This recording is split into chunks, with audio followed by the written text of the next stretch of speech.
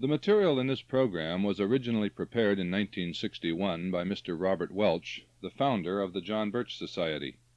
It is used today in 1972 because it is without a doubt one of the finest, if not the finest, descriptions available of the difference between republics and democracies, and the tyranny that inevitably accompanies the establishment of a democracy. On May 31, 1787, Edmund Randolph told his fellow members of the newly assembled Constitutional Convention that the object for which the delegates had met was to, quote, provide a cure for the evils under which the United States labored, that in tracing these evils to their origin, every man had found it in the turbulence and trials of democracy, end quote. The delegates to the convention were clearly in accord with this statement. At about the same time, another delegate, Elbridge Gerry, said, quote, the evils we experience flow from the excess of democracy. The people do not lack virtue, but are the dupes of pretended patriots, end quote. And on June 21, 1788, Alexander Hamilton made a speech in which he stated, quote, it had been observed that a pure democracy, if it were practicable, would be the most perfect government. Experience had proved that no position is more false than this. The ancient democracies in which the people themselves deliberated never possessed one good feature of government. Their very character was tyranny, their figure deformity, end quote. At another time Hamilton said, quote, we are a republican government. Real liberty is never found in despotism or in the extremes of democracy, end quote. And Samuel Adams warned, quote, remember, democracy never lasts long. It soon wastes, exhausts, and murders itself. There never was a democracy that did not commit suicide, end quote.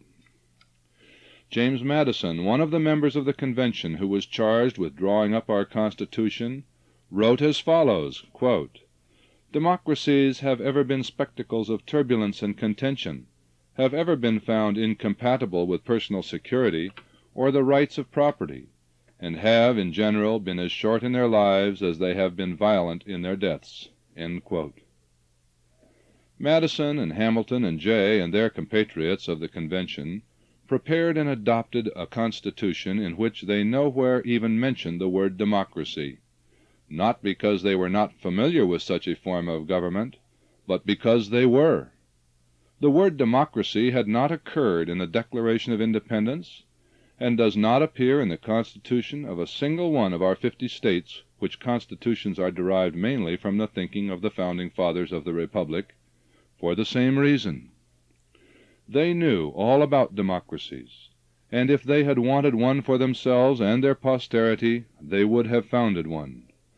Look at all the elaborate systems of checks and balances which they established, at the carefully worked-out protective clauses of the Constitution itself, and especially of the first 10 amendments known as the Bill of Rights, at the effort, as Jefferson put it, to, quote, bind men down from mischief by the chains of the Constitution, end quote, and thus to solidify the rule not of men but of laws. All of these steps were taken deliberately to avoid and to prevent a democracy, or any of the worst features of a democracy, in the United States of America. And so our republic was started on its way, and for well over 100 years our politicians, statesmen, and people remembered that this was a republic, not a democracy, and knew what they meant when they made that distinction. Let's look briefly at some of the evidence and history. The first scene on which the curtain clearly lifts is Greece of the 6th century B.C. The city of Athens was having so much strife and turmoil, primarily as between its various classes, that the wisest citizens felt something of a more permanent nature, rather than just a temporary remedy, had to be developed to make possible that stability, internal peace, and prosperity which they had already come to expect of life in a civilized society. And through one of those fortunate accidents of history, which surprise us on one side by their rarity and on the other side by ever having happened at all, these citizens of Athens chose an already distinguished fellow citizen named Solon to resolve the problem for both their present and their future. They saw to it that Solon was given full power over every aspect of government and of economic life in Athens, and Solon, applying himself to the specific job, time, and circumstances, and perhaps without any surmise that he might be laboring for lands and centuries other than his own, proceeded to establish in the laws of Solon what amounted to, so far as we know, the first written regulations whereby men ever proposed to govern themselves. There is no question but that the laws and principles which Solon laid down both foreshadowed and prepared the way for all republics of later ages, including our own. He introduced into the visible record of man's efforts and progress the very principle of government by written and permanent law, and he himself set forth one of the soundest axioms of all times, that it was a well-governed state, quote, when the people obey the rulers, and the rulers obey the laws. End quote. This concept, that there were laws which even kings and dictators must observe, was not only new, I think it can be correctly described as Western. Here was a sharp and important cleavage at the very beginning of our Western civilization from the basic concept that always had prevailed in Asia. Unfortunately, while Solon's laws remained in effect in Athens in varying degrees of theory and practice for 5 centuries, neither Athens nor any of the Greek city-states ever achieved the form of a republic, primarily for 2 reasons. First, Solon introduced the permanent legal basis for a republican government, but not the framework for its establishment and continuation. The execution, observance, and perpetuation of Solon's laws fell naturally and almost automatically into the hands of tyrants, who ruled Athens for long but uncertain periods of time, through changing forms and administrative procedures for their respective governments. And second, the Greek temperament was too volatile. The whole principle of self-government was too exciting, even through a dictator who might have to be overthrown by force, for the Athenians ever to finish the job Solon had begun, and bind themselves as well as their rulers down to the chains of an unchanging constitution. The ideal was there of rule according to written laws, and the fact that those laws were at times and to some extent honored or observed constituted one huge step towards and fulfilled one prerequisite of a true republic. But the second great step, of a government framework as fixed and permanent as the basic laws were supposed to be, remained for the Romans and other heirs of Greece to achieve. As a consequence, Athens, and the other Greek city-states which emulated it, remained politically as democracies, and eventually learned from their own experiences that it was probably the worst of all forms of government. But out of the democracies of Greece, as tempered somewhat by the laws of Solon, there came as a direct spiritual descendant the first true republic the world has ever known.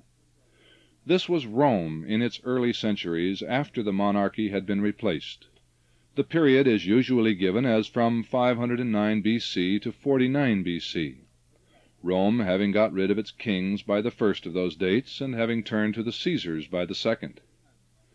But the really important early date is 454 B.C., when the Roman Senate sent a commission to Greece to study and report on the legislation of Solon. The commission, consisting of 3 men, did its work well. On its return, the Roman assembly chose 10 men, and hence called the Decemviri, to rule with supreme power while formulating a new code of laws for Rome. And in 454 B.C. they proposed, and the assembly adopted, what were called the 12 Tables. This code, based on Solon's laws, became the written constitution of the Roman Republic. The 12 Tables, according to Will Durant, quote, amended and supplemented again and again by legislation, praetorial edicts, and imperial decrees, remained for 900 years the basic law of Rome. End quote. What was equally important, even before the adoption of the 12 Tables, Rome had already established the framework, with firm periodicity for its public servants, of a republic in which those laws could be, and for a while would be, impartially and faithfully administered. For, as a Roman named Gaius, and otherwise unknown, was to write in about 160 A.D., quote, "All law pertains to persons, to property, and to procedure," end quote. And for a satisfactory government, you need as much concern about the implementation of those laws, the governmental agencies through which they are to be administered, and the whole political framework within which those laws form the basis of order and of justice, as with the laws themselves which constitute the original statute books.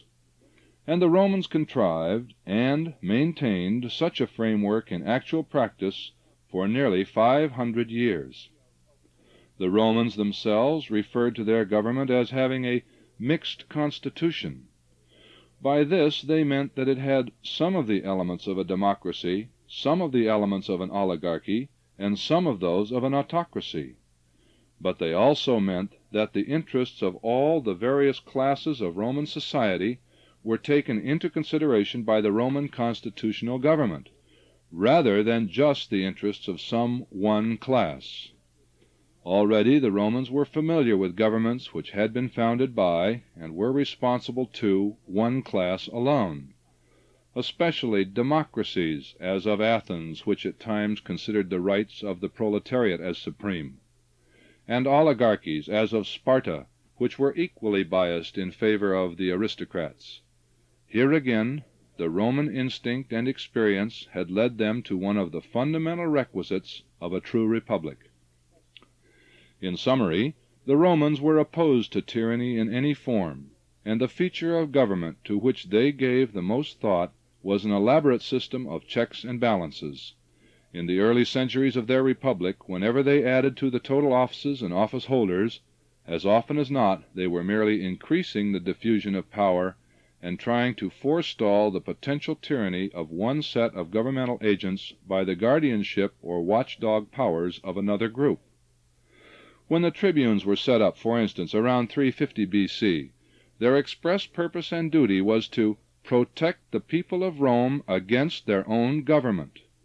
This was very much as our Bill of Rights. Other changes in the Roman government had similar aims. The result was a civilization and a government which, by the time Carthage was destroyed, had become the wonder of the world, and which remained so in memory until the 19th century, when its glories began receding in the minds of men because surpassed by those of the rising American Republic. Now it should bring more than smiles. In fact, it should bring some very serious reflections to Americans to realize what the most informed and penetrating Romans of all eras thought of their early republic. It is both interesting and significantly revealing to find exactly the same arguments going on during the first centuries B.C. and A.D. about the sources of Roman greatness that swirl around us today with regard to the United States. Cicero spoke of their mixed constitution as the best form of government. Polybius, in the 2nd century B.C., had spoken of it in exactly the same terms, and, going further, had ascribed Rome's greatness and triumphs to its form of government. Livy, however, during the days of Augustus, wrote of the virtues that had made Rome great, before the Romans had reached the evils of his time, when, as he put it, quote, "we can bear neither our diseases nor the remedies," end quote. And those virtues were, he said, quote, "the unity and holiness of family life, the pietous or reverential attitude of children, the sacred relation of men with the gods at every step, the sanctity of the solemnly pledged word, the stoic self-control and gravitas, or serious sense of responsibility," end quote. Doesn't that sound familiar? But while many Romans gave full credit to both the Roman character and their early environment, exactly as we do with regard to American greatness today, the nature and excellence of their early government and its contribution to the building of Rome greatness were widely discussed and thoroughly recognized. And the ablest among them knew exactly what they were talking about. Seneca wrote, quote, "Democracy is more cruel than wars or tyrants," end quote. Dr. Will Durant summarizes one statement of Cicero, quote, "Without checks and balances, monarchy becomes despotism, aristocracy becomes oligarchy, democracy becomes mob rule, chaos, and dictatorship, end quote. And he quotes Cicero verbatim about the man usually chosen as leader by an ungoverned populace as, quote, someone bold and unscrupulous, who curries favor with the people by giving them other men's property, end quote. If that is not an exact description of the leaders of the New Deal, the Fair Deal, and the New Frontier, I don't know where you will find one. What Cicero was bemoaning was the same breakdown of the Republic and of its protection against such demagoguery and increasing democracy as we have been experiencing. This breakdown was under exactly the same kind of pressures that have been converting the American Republic into a democracy, the only difference being that in Rome those pressures were not so conspiratorially well organized as they are in America today. Virgil and many great Romans like him were, as Will Durant says, well aware that, quote, class war, not Caesar, killed the Roman Republic, end quote.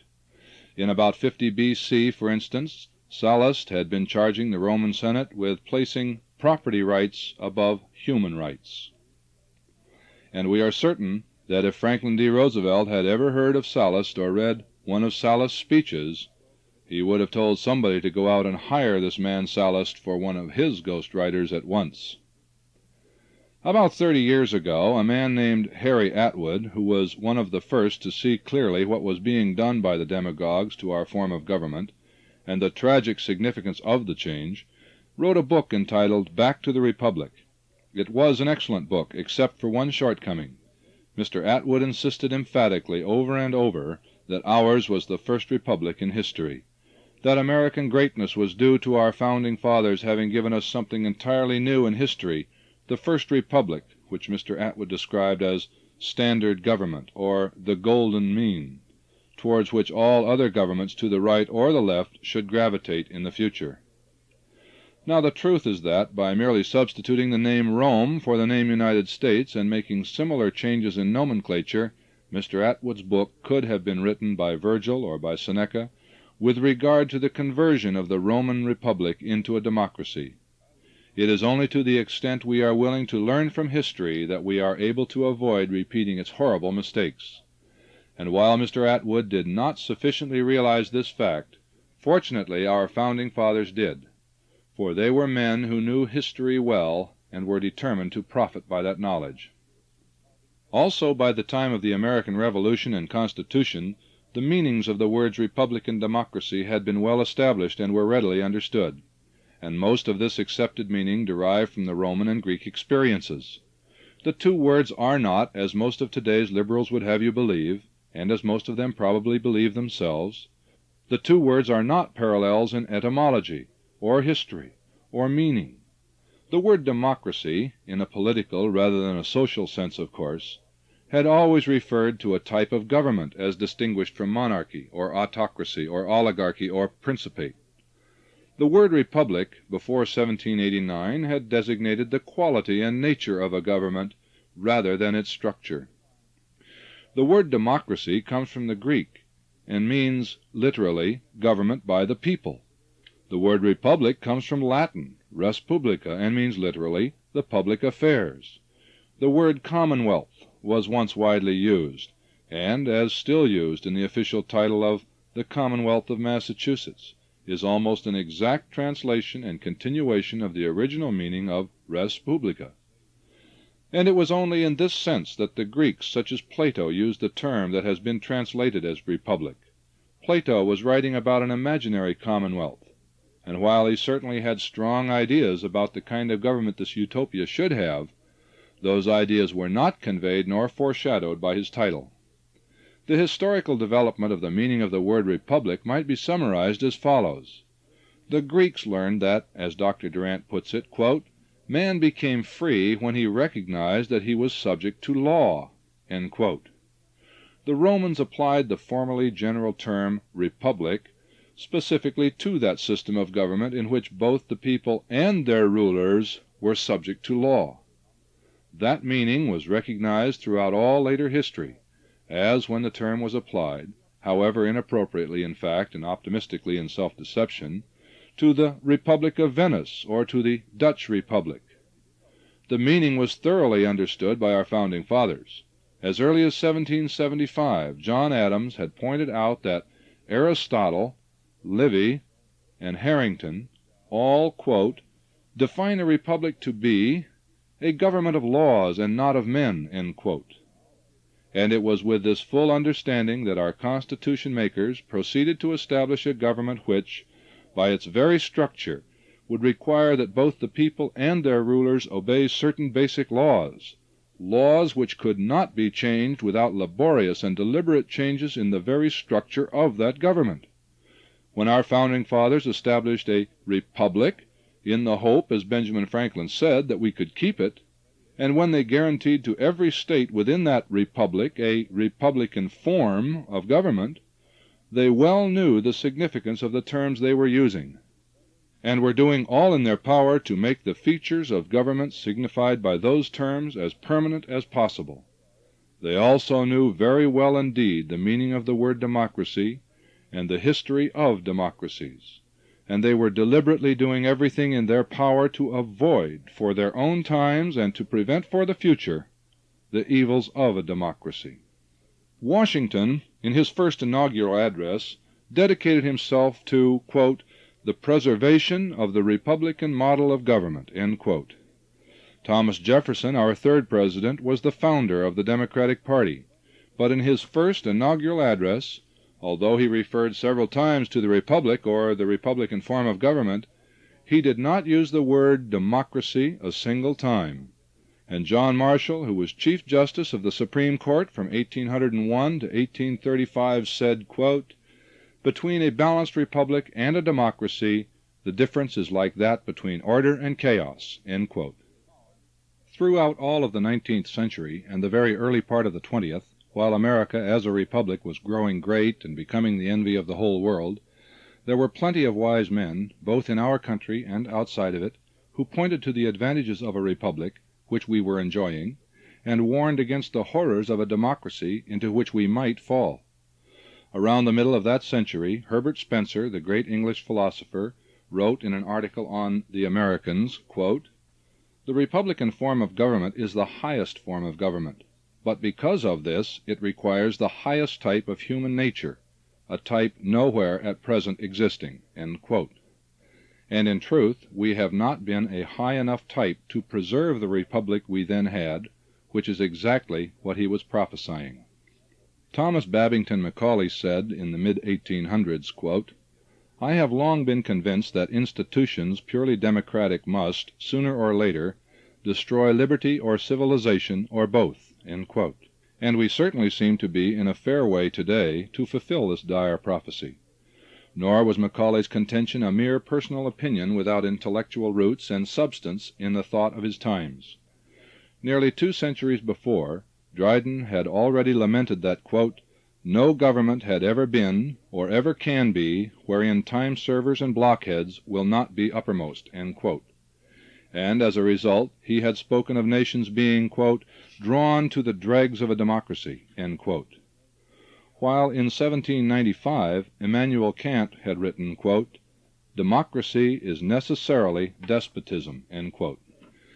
In 1850, Benjamin Disraeli, worried as was Herbert Spencer at what was already being foreshadowed in England, made a speech to the British House of Commons in which he said, quote, if you establish a democracy, you must in due time reap the fruits of a democracy. You will in due season have great impatience of public burdens, combined in due season with great increase of public expenditure.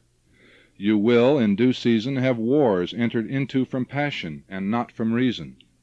And you will in due season submit to peace ignominiously sought and ignominiously obtained, which will diminish your authority and perhaps endanger your independence. You will in due season find your property is less valuable, and your freedom less complete, end quote. Disraeli could have made that speech with even more appropriateness before a joint session of the American Congress in 1935.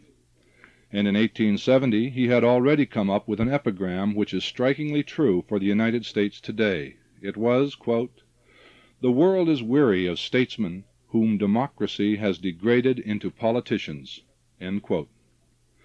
But even in Disraeli's day, there were similarly prophetic voices on this side of the Atlantic.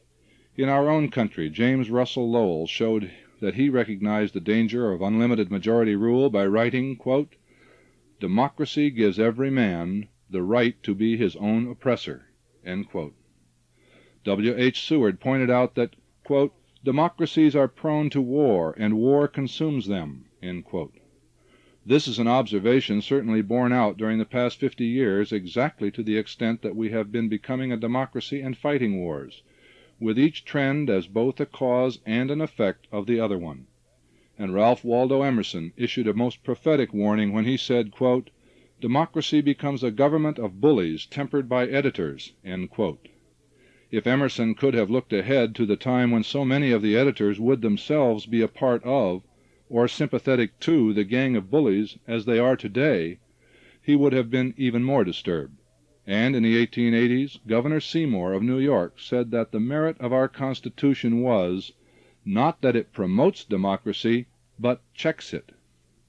Across the Atlantic again, a little later, Oscar Wilde once contributed this epigram to the discussion, quote, "Democracy means simply the bludgeoning of the people, by the people, for the people." End quote. While on this side, after the First World War had made the degenerative trend in our government so visible to any penetrating observer, H. L. Mencken wrote, quote, "The most popular man under a democracy is not the most democratic man, but the most despotic man. The common folk delight in the exactions of such a man. They like him to boss them. Their natural gait is the goose step." End quote. While Ludwig Lewison observed, quote, "Democracy, which began by liberating men politically, has developed a dangerous tendency to enslave him through the tyranny of majorities and the deadly power of their opinion." End quote. But it was a great Englishman, G. K. Chesterton, who put his finger on the basic reasoning behind all the continued and determined efforts of the communists to convert our republic into a democracy. He said, quote, "You can never have a revolution in order to establish a democracy. You must have a democracy in order to have a revolution." End quote. And in 1931, the Duke of Northumberland, in his booklet, The History of World Revolutions, stated, quote, "The adoption of democracy as a form of government by all European nations is fatal to good government, to liberty, to law and order, to respect for authority, and to religion, and must eventually produce a state of chaos from which a new world tyranny will arise." End quote. While an even more recent analyst, Archibald E. Stevenson, summarized the situation as follows, quote, "De Tocqueville once warned us that, if ever the free institutions of America are destroyed, that event will arise from the unlimited tyranny of the majority. But a majority will never be permitted to exercise such unlimited tyranny so long as we cling to the American ideals of republican liberty and turn a deaf ear to the siren voices now calling us to democracy. This is not a question relating to the form of government. That can always be changed by constitutional amendment. It is one affecting the underlying philosophy of our system, a philosophy which brought new dignity to the individual, more safety for minorities, and greater justice in the administration of government. We are in grave danger of dissipating this splendid heritage through mistaking it for democracy." End quote. And there have been plenty of other voices to warn us. So how did it happen that we have been allowing this gradual destruction of our inheritance to take place, and when did it start? The two questions are closely related. For not only every democracy, but certainly every republic, bears within itself the seeds of its own destruction. The difference is that for a soundly conceived and solidly endowed republic, it takes a great deal longer for those seeds to germinate and the plants to grow. The American Republic was bound, is still bound, to follow, in the centuries to come, the same course to destruction as did Rome. But our real ground of complaint is that we have been pushed down the demagogic road to disaster by conspiratorial hands far sooner and far faster than would have been the results of natural political evolution. These conspiratorial hands first got seriously to work in this country in the earliest years of the 20th century. The Fabian philosophy and strategy was imported to America from England, as it had been earlier to England from Germany. Some of the members of the Intercollegiate Socialist Society, founded in 1905, and some of the members of the League for Industrial Democracy, into which it grew, were already a part of or affiliated with an international communist conspiracy, planning to make the United States a portion of a one-world communist state. Others saw it as possible and desirable merely to make the United States a separate socialist utopia. But they all knew and agreed that to do either, they would have to destroy both the constitutional safeguards and the underlying philosophy which made it a republic. So, from the very beginning, the whole drive to convert our republic into a democracy was in two parts. One part was to make our people come to believe that we had and were supposed to have a democracy. The second part was actually and insidiously to be changing the republic into a democracy. The first appreciable and effective progress in both directions began with the election of Woodrow Wilson.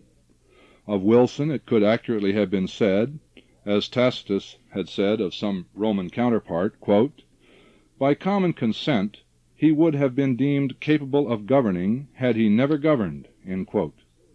Since he did become the President of the United States for 2 terms, however, it is hard to tell how much of the tragic disaster of those years was due to the conscious support by Wilson himself of communist purposes, and how much of his being merely a dupe and a tool of Colonel Edward Mandell House.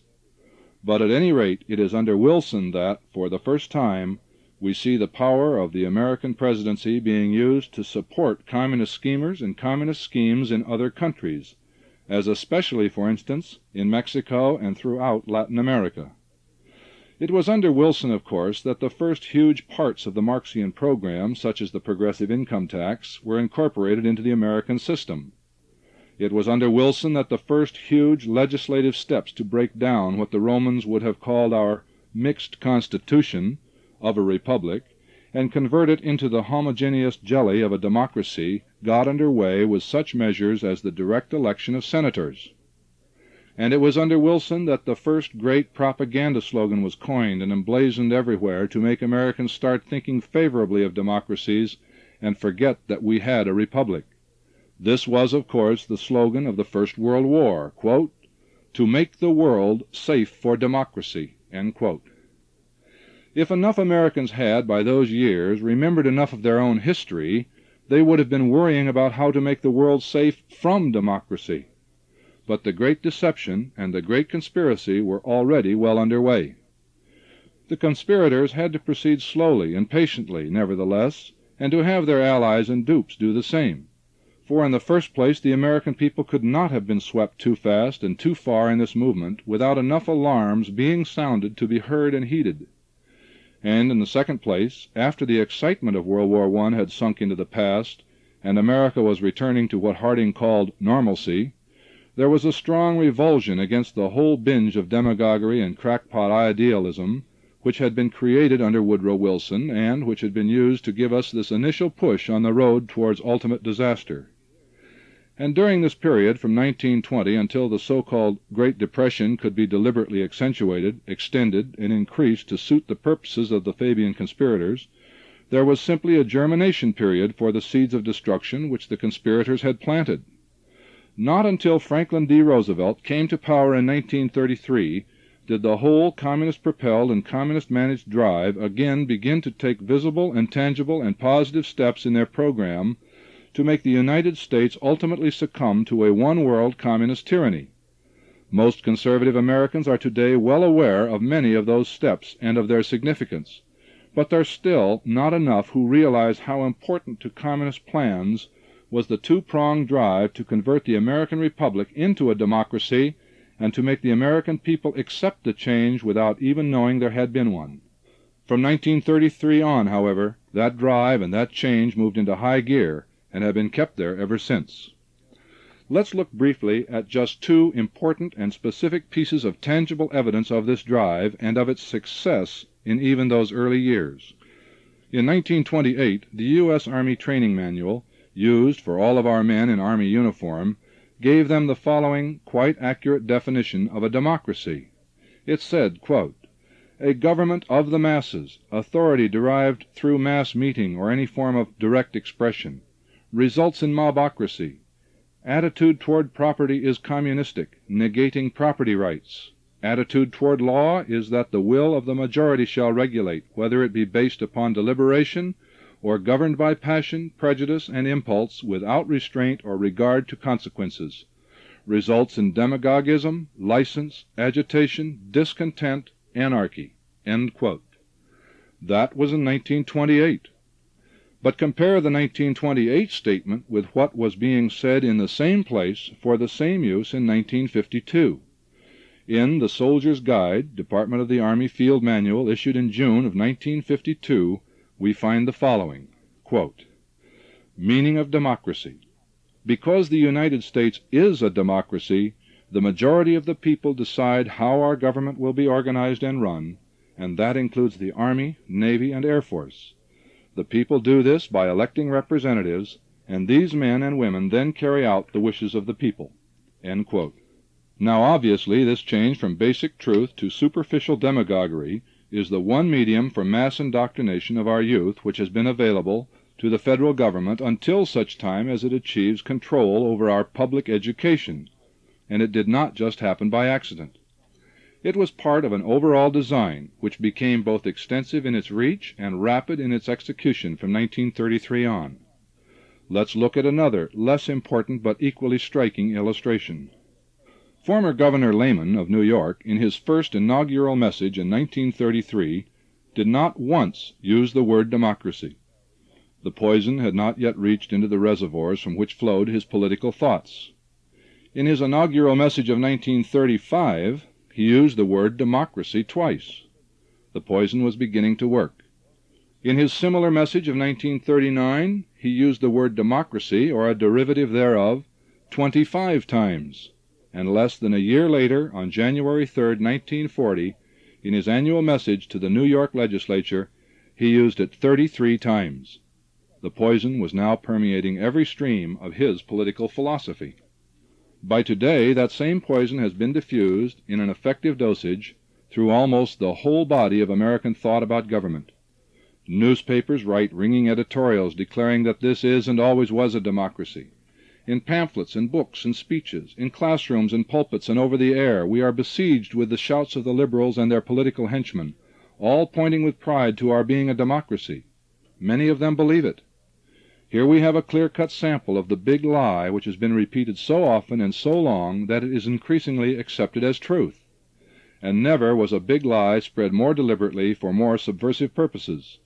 What is even worse, because of their unceasing efforts to destroy the safeguards, traditions, and policies which made us a republic, and partly because of this very propaganda of deception, what they have been shouting so long is gradually becoming truth. Despite Mr. Warren and his Supreme Court, and all of their allies, dupes, and bosses, we are not yet a democracy. But the fingers in the dikes are rapidly becoming fewer and less effective, and a great many of the pillars of our republic have already been washed away. Since 1912 we have seen the imposition of a graduated income tax, as already mentioned. Also, as mentioned, the direct election of senators. We have seen the Federal Reserve System established and then become the means of giving our central government absolute power over credit, interest rates, and the quantity and value of our money. And we have seen the federal government increasingly use this means and this power to take money from the pockets of the thrifty and put it in the hands of the thriftless, to expand bureaucracy, increase its huge debts and deficits, and to promote socialistic purposes of every kind. We have seen the federal government increase its holdings of land by tens of millions of acres, and go into business as a substitute for and in competition with private industry, to the extent that in many fields it is now the largest and in every case the most inefficient producer of goods and services in the nation. And we have seen it carry the socialistic control of agriculture to such extremes that the once vaunted independence of our farmers is now a vanished dream. We have seen a central government taking more and more control over public education, over communications, over transportation, over every detail of our daily lives. We have seen a central government promote the power of labor union bosses, and in turn be supported by that power, until it has become entirely too much a government of and for one class, which is exactly what our founding fathers wanted most to prevent. We have seen the firm periodicity of the tenure of public office terrifically weakened by the 4 terms as president of Franklin D. Roosevelt, something which would justly have horrified and terrified the founders of our republic. It was the fact that in Greece the chief executive officers stayed in power for long periods which did much to prevent the Greeks ever achieving a republic. In Rome it was the rise of the same tendency under Marius and Sulla and Pompey, and as finally carried to its logical state of life rule under Julius Caesar, which at last destroyed the republic even though its forms were left. And that, of course, is precisely one reason why the communists and so many of their liberal dupes wanted 3rd and 4th terms for FDR. They knew they were thus helping to destroy the American Republic. We have seen both the Executive Department and the Supreme Court override and break down the clearly established rights of the states and state governments, of municipal governments, and of so many of those diffusers of power so carefully protected by the Constitution. Imagine, for instance, what James Madison would have thought of the federal government telling the city of Newburgh, New York, that it had no control over the abuse by the shiftless of its welfare handouts. We have seen an utterly unbelievable increase in government by appointive officials and bureaucratic agencies, a development entirely contrary to the very concept of government expounded and materialized by our Constitution. And we have seen the effective checking and balancing of one department of our government by another department almost completely disappear.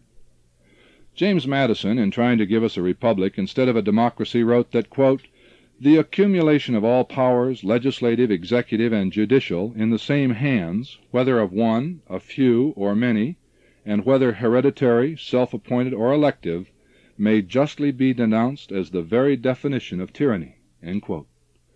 The whole problem for the liberal establishment that runs our government today, and has been running it for many years regardless of the labels worn by successive administrations, has not been any divergence of beliefs or of purposes between the controlling elements of our executive, legislative, or judicial branches.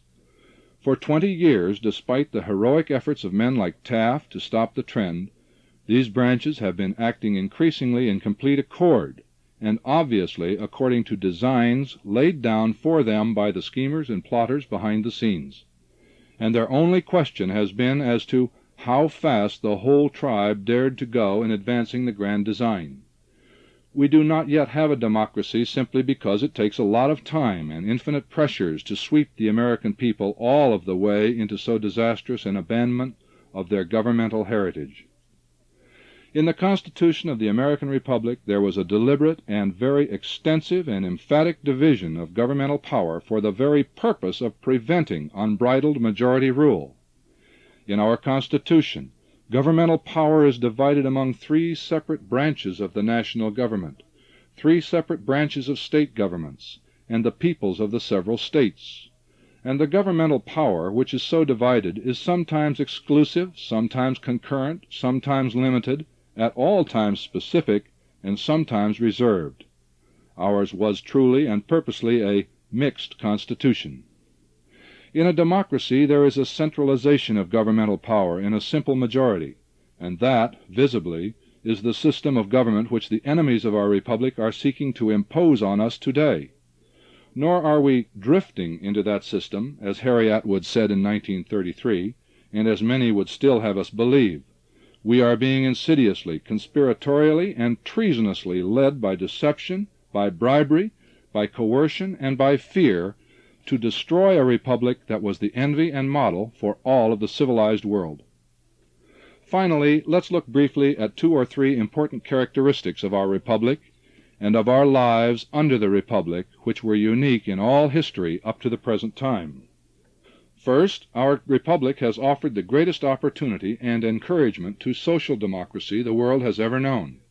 Just as the Greeks found that obedience to law made them free, so Americans found that social democracy flourished best in the absence of political democracy, and for sound reasons. For the safeguards to person and property afforded by a republic, the stable framework which it supplied for life and labor at all levels, and the resulting constant flux of individuals from one class into another, made caste impossible and snobbery a joke. In the best days of our republic, Americans were fiercely proud of the fact that rich and poor met on such equal terms in so many ways, and without the slightest trace of hostility. The whole thought expressed by Burns in his famous line, quote, "A man's a man for a' that," has never been accepted more unquestioningly, nor lived up to more truly than in America in those wonderful decades before the intellectual snobs and power-hungry bureaucrats of our recent years set out to make everybody theoretically equal, except to themselves, by legislation and coercion. And I can tell you this, when you begin to find that Jew and Gentile, white and colored, rich and poor, scholar and laborer, are genuinely and almost universally friendly to one another again, instead of going through all the silly motions of a phony equality forced upon them by increasing political democracy, then you can be sure that we have already made great strides in the restoration of our once glorious republic. And for a very last thought, let me point out what seems to me to be something about the underlying principles of the American Republic which really was new in the whole philosophy of government. In man's earlier history, and especially in the Asiatic civilizations, all authority rested in the king or the conqueror by virtue of sheer military power. The subjects of the king had absolutely no rights except those given them by the king, and such laws or constitutional provisions as did grow up were concessions wrested from the king or given by him out of his own supposedly ultimate authority. In more modern European states, where the complete military subjugation of one nation by another was not so normal, that ultimate authority of the ruler came to rest on the theory of the divine right of kings, or in some instances and to some extent on power specifically bestowed on rulers by a pope as the representative of divinity. In the meantime, the truly Western current of thought, which had begun in Greece, was recurrently, intermittently, and haltingly gaining strength. It was that the people of any nation owed their rights to the government which they themselves had established, and which government owed its power ultimately to their consent.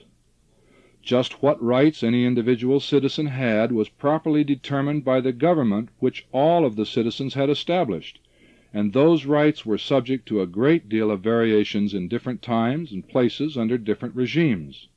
In other words, the rights of individuals were still changeable rights derived from government, even though the power and authority and rights of the government were themselves derived from the total body of the people.